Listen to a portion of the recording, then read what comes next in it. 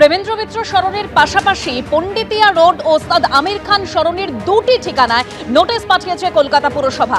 ব্লিন্ডিং plan অনুমোদিত সহ আরো অনেক নথিও তলব করেছে কলকাতা পুরসভা।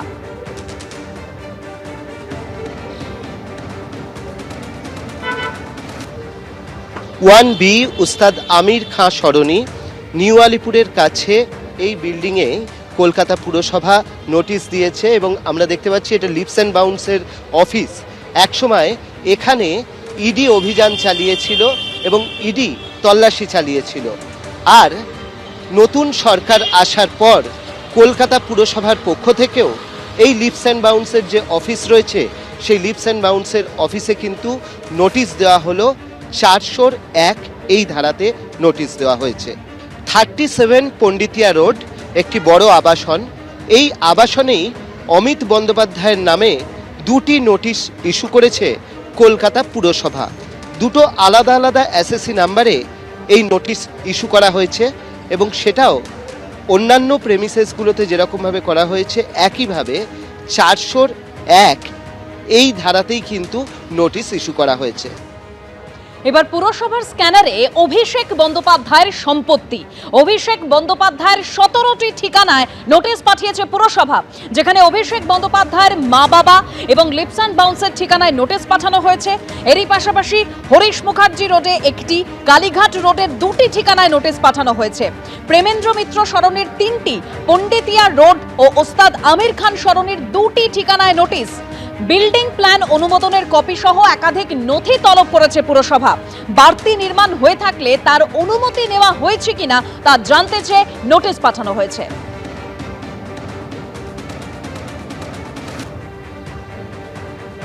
কলকাতা পুরসভা 188 এ হরিশ মুখার্জি রোডের এই বাড়িতে নোটিশ দিয়েছে এবং এই নোটিশ দেওয়া হয়েছে লিপস অ্যান্ড বাউন্স প্রাইভেট লিমিটেডের নামে এবং কলকাতা পুর আইন যে রয়েছে তার 401 ধারাতেই নোটিশ দেওয়া হয়েছে এবং এখানে যেটা বলা হয়েছে যে অবৈধ অংশ রয়েছে সেটাকে 7 দিনের মধ্যে ভেঙে ফেলতে হবে, অথবা কেন করা হলো, ডেভিয়েশন কেন হলো সেইটা জানাতে হবে। লিফট, এসকেলেটার সেগুলোর জন্য অনুমতি নেওয়া হয়েছিল কিনা সেগুলো জানাতে হবে। না হলে কলকাতা পুরসভা নিজেই অবৈধ অংশ ভেঙে দেবে এবং ভেঙে দেওয়ার পর তার যে খরচ সেই খরচও যিনি হচ্ছেন ওনার তার থেকে আদায় করা হবে। 119 কালীঘাট রোডের এই বাড়িতেও কলকাতা পুরসভার তরফ থেকে নোটিশ দেওয়া হয়েছে।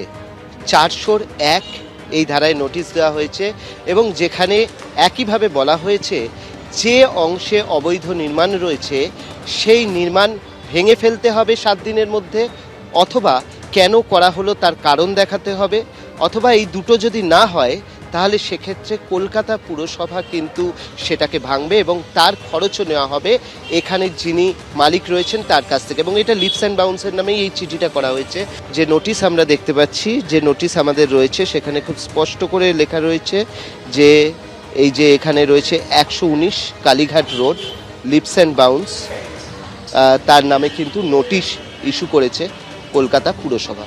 121 কালীঘাট রোডের এই বাড়িতে কলকাতা পুরসভা মোট 7টি নোটিশ দিয়েছে, যার মধ্যে 5টি নোটিশ হচ্ছে লিপস অ্যান্ড বাউন্সের নামে, একটি হচ্ছে লতা বন্দ্যোপাধ্যায় এবং অমিত বন্দ্যোপাধ্যায়ের নামে, আরেকটি হচ্ছে শুধুমাত্র লতা বন্দ্যোপাধ্যায়ের নামে।